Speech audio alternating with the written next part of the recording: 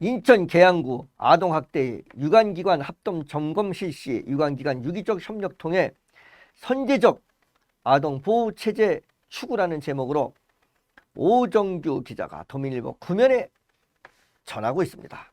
인천광역시 계양구가 4월 22일부터 6월 21일까지 아동학대 고위험군 아동에 대해 상반기 아동학대 유관기관과 합동 점검을 실시했다고 밝혔습니다. 참 신종어입니다. 신종어 이런 단어가. 아동학대 고위험군 아동. 참 신종어입니다. 이런 단어는 생기지 말아야 되는데 이런 신종어가 생겼습니다. 이번 점검은 계양구와 인천 계양경찰서 인천 북부 아동보호 전문기관이 협력해 합동으로 진행되며 총 15명의 조사 인력이 참여해 반복신고 수사 이력, 사례관리 및 가정방문 거부 등 아동학대 고위험군 아동에 대해 집중 점검 실시할 계획이라고 전했습니다. 이게 지금 고위험군 아동이 이렇게 지금 된다. 반복 신고가 됐던 가정. 수사 이력이 있었던데 사례 관리, 이전에 어떤 사례를 관리했던 곳, 그 다음에 가정 방문을 하겠다는데 거절하는 곳, 이런 것을 아동학대 고위험군 아동 그런 것이라고 지금 의심하고 있습니다. 2022년 아동학대 연차 보고서에 따르면 학대 피해 아동에 대한 재학대율이 전체 아동학대 사례의 16%에 이르며 매년 증가하는 추세라고 전하고 있습니다. 이게 그러니까 한번 학대를 한 그런 곳에서 또 학대를 할 가능성이 16%에 이른다. 이런 얘기입니다.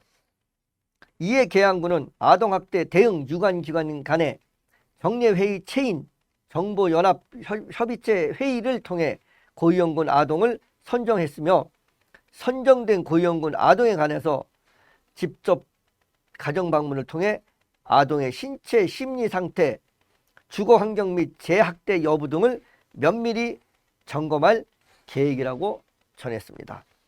점검 중 아동학대 징후가 발견되면 즉시 조사와 아동 보호 조치가 진행된다고 전하기도 하였습니다. 이게 점검하다가 이거 아동학대 가능성이 있는데, 이 징후가 있는데, 이 징후가 발견되면 바로 그 조치하겠다는 얘기입니다. 한편 계양구는 구민의 아동학대 인식 개선과 예방을 위해 아동 행복 가이드북을 배부하고 아동학대 예방의 날 기념 행사를 개최하는 등 다양한 시책을 지속적으로 추진하고 있다고 전하고 있습니다. 주민들이 좀 아동학대에 대한 인식이 좀 개선돼야 되지 않나. 지금 뭐 때리는 거, 부모가 자식을 때리는데 교육이다 이렇게 생각하는 거, 이런 것도 좀 지양해야 될 것 같습니다. 근데 뭐 물론 교육 차원도 없잖아 있지만 학대하고 교육은 엄연히 다릅니다. 또 올해 상반기에는 계양형 긍정 양육 코칭 영상을 제작하여 배포함으로써 아동학대에 대한 이해도를 높이고 긍정 양육 문화를 확산할 계획이라고 전했습니다. 계양구 관계자는 앞으로도 민관경의 유기적인 협력을 통해 학대 피해 아동의 조기 발견과 신속한 보호로 아동의 건강한 성장 환경을 조성하고 아동과 부모 모두 행복한 계양구를 만들기 위해 최선을 다하겠다고 오정규 기자가 전했습니다. 이 아동학대 이거 참 심각합니다. 심각해요. 이 아동학대는 우리나라뿐만이 아닙니다. 지금 뭐 선진국들, 우리도 선진국이지만 선진국 다른 나라에도 이 아동학대 심각한 부분이나 미국도 굉장히 심각합니다. 아동학대에 대해서. 외래 미국이 우리나라보다 훨씬 더 그 여성 부인을 폭력에 대해서 우리 한국보다 더 많이 노출돼 있다고 전하고 있기도 합니다. 제가 전에 사도세자를 죽인 그 영조에 대해서 강의한 적이 있습니다. 부모가 자식을 교육하는 것, 교육의 목적으로 시작하다가 이게 학대가 되거든요. 영조도 사도세자를 학대에 가깝게 했던 겁니다.